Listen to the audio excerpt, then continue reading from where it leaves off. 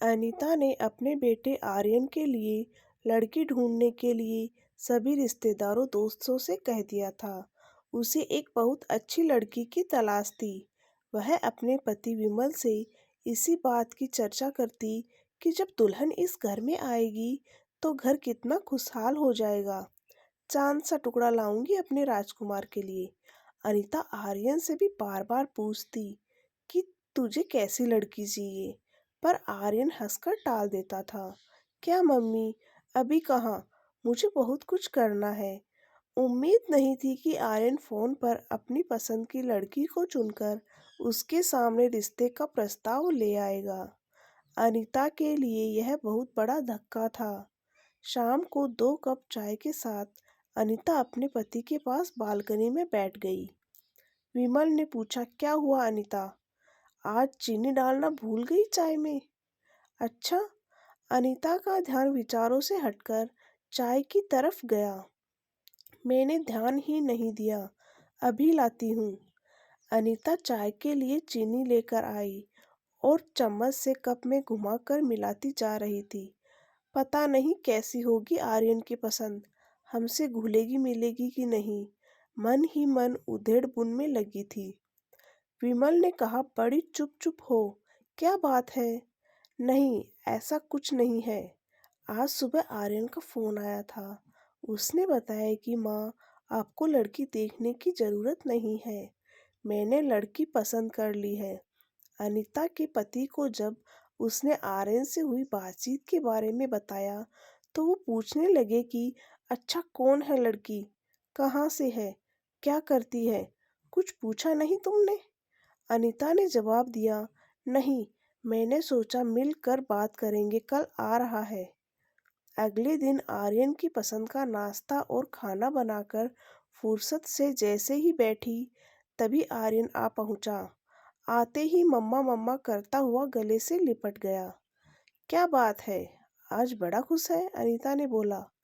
इस पर वो कहने लगा कि मैंने आपको आरोही के बारे में कल बताया था ना, यह देखिए, यह उसकी फोटो है। कुछ घबराई नजरों से फोटो देखने लगी। लड़की अच्छी थी, वैसे भी ना कहने का तो सवाल ही नहीं उठता। आर्यन की पसंद जो थी। विमल ने अनीता को इस बात के लिए पहले ही समझा दिया था कि आर्यन को ही जिंदगी बितानी है, आर्यन की पसंद ही माननी चाहिए।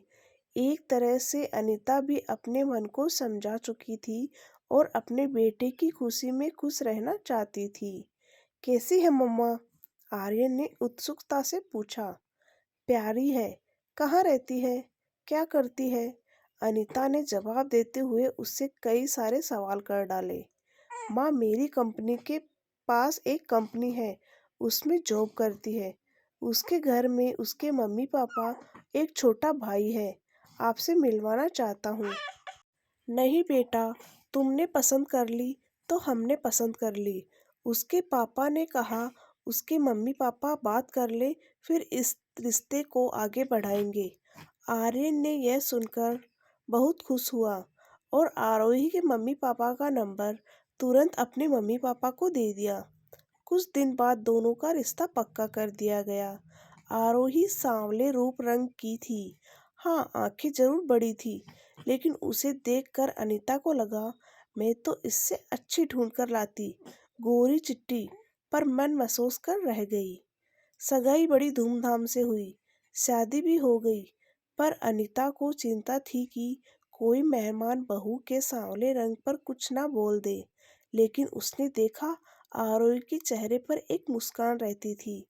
दुल्हन थी आरोही, पर फिर भी सबका ध्यान रख रही थी।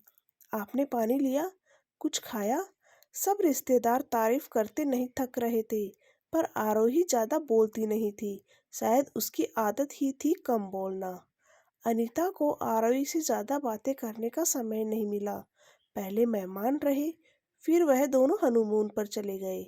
वहां से लौटे तो दोनों की छुट्टियां खत्म हो गई थी और दोनों दिल्ली लौट गए।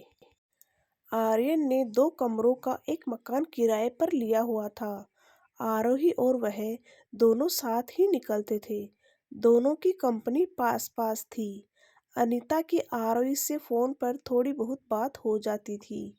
अनीता विमल से हमेशा कहती, शायद आरोही हमें पसंद नहीं करती। अनीता को शिकायत होती थी कि वो दोनों घर पर नहीं आते।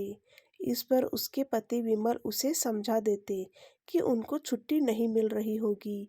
अभी शादी पर तो ली थी कितनी सारी छुट्टी, पर अनीता के मन में एक डर था। बिना जान पहचान शादी हुई है। आरोही के कम बोलने की आदत की वजह से अनीता और आरोही शादी होने के बावजूद भी एक दूसरे को ज्यादा करीब से नहीं जान पाए थे।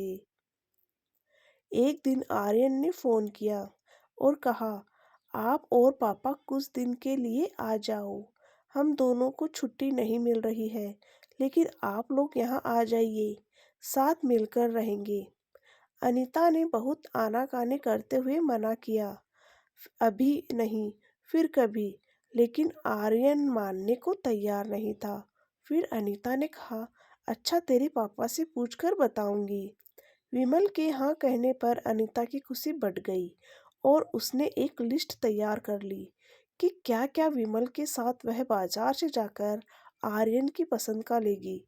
अनीता को आरोही की भी खाने पीने की पसंद उसे पता चल चुकी थी, इसलिए उसने लड्डू, पंजीरी और घर का भी काफी सामान बना लिया था और बाजार से भी उनके लिए शर्ट और सूट खरीद लाई। आखिर पहली बार बेटे और बहू के पास रहने जा रही थी। विमल और अनीता टैक्सी करके दिल्ली पहुंच गई। अनीता सोचने लगी, आरोही ऑफिस में होगी, छुट्टी तो ली नहीं होगी। इतने में घर के दरवाजे पर देखा तो ताला नहीं था। अनीता को अच्छा महसूस हुआ। डोरबेल बजाते ही आरोही ने दरवाजा खोला और पैर छुए और नाश्ता और चाय लेकर आ गई। आरोही ने कहा, आप नहा धोकर कपड़े बदल लीजिए, मैं थोड़ी देर में खाना लगाती हूँ। आरोही ने बड़े प्यार से दोनों को खाना खिलाया। ये देखकर राघव मुस्कुराए। थोड़ी टेढ़ी निगाह से अनीता थोड़ी सी मुस्कुराहट के साथ नीची नजरें करके नाश्ता करने लगी। देखा, बहू कितनी समझदार है। विमल के ये कहने पर अनीता कुछ नहीं बोली, कहती भी क्या। शाम को जब आर्यन आया तो सब खुशी से मिले। अनीता सामान दिखाने लग गई। सब खुश थे। आर्यन, अनीता और विमल बातें कर रहे थे। आरोही अपने इधर उधर के काम समेटने में लगी थी, बस एक छोटी सी मुस्कुराहट लिए। रात का खाना बाहर से ही ऑर्डर कर दिया था। सबने मिलकर खाना खाया। खा पीकर सब सोने चले गए। आरोही ने 2 चादर, एक जग पानी और गिलास सब रख दिया था। अनीता को मन ही मन खुशी हो रही थी। जैसा उसने सोचा था, आरोही वैसी ही थी, घर को घर समझने वाली। अगले दिन ऑफिस था। आर्यन बताता था कि दोनों कॉर्नफ्लेक्स खाकर ऑफिस जाते थे, तो अनीता ने सोचा उन्हें कंपनी में मिल जाता होगा खाना, इसलिए ज्यादा कुछ खाकर नहीं जाते।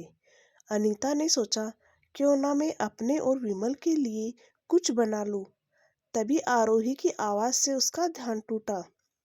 आरोही ने कहा, मैंने आपके और पापा जी के लिए नाश्ता बना दिया है। यह सुनकर अनीता को बहुत खुशी हुई। उसने सोचा था, जैसी बहू मैं चाहती थी, आरोही बिल्कुल वैसी ही है। अनीता ने देखा, आरोही नया सूट पहनकर तैयार थी। ये वो सूट था जो अनीता लाई थी। आरोही ने बोला, खाना बना दिया है, खा लीजिएगा। अपने दिए सूट में आरोही को देखकर अनीता को खुशी महसूस हुई कि आरोही ने उसके दिए का मान रखा। सुंदर लग रही हो आरोही, अनीता ने धीरे से कहा और तुरंत बात पलट दी। अरे मैं बना लेती खाना। आरोही ने कहा, नहीं माँ, आप क्यों करेंगी काम। अच्छा चलते हैं कहकर गले लगकर ऑफिस के लिए निकल गई। अनीता ने आरोही की आंखें पढ़ ली थी।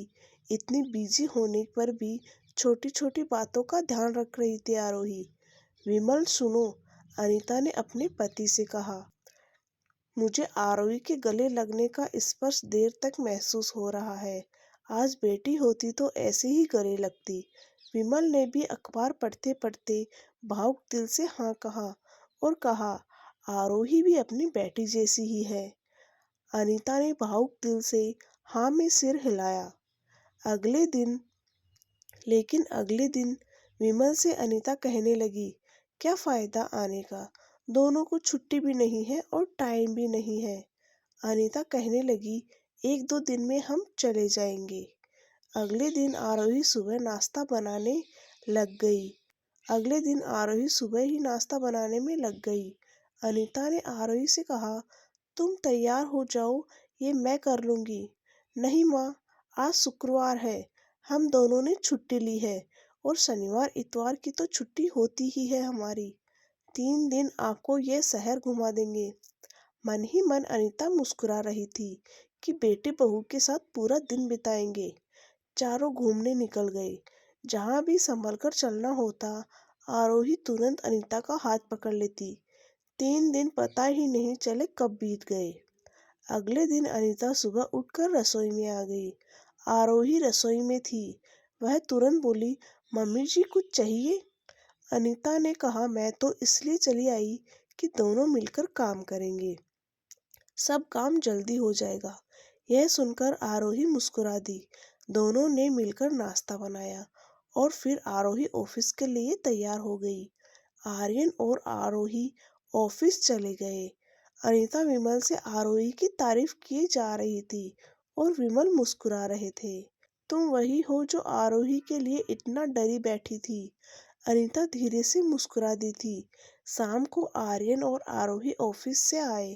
खाना खाते समय विमल ने कहा, आर्यन, हम कल जाने की सोच रहे हैं। आर्यन ने कहा, अभी तो कुछ और दिन, अभी तो खूब मन लग रहा है। आप अकेला तो महसूस नहीं कर रहे हैं? नहीं बेटा, तुम्हारी मम्मी साथ है ना, तो दिन आराम से कट जाता है। कभी टीवी देख लेते हैं, कभी अखबार पढ़ लेते हैं। ऐसे में समय का पता नहीं चलता।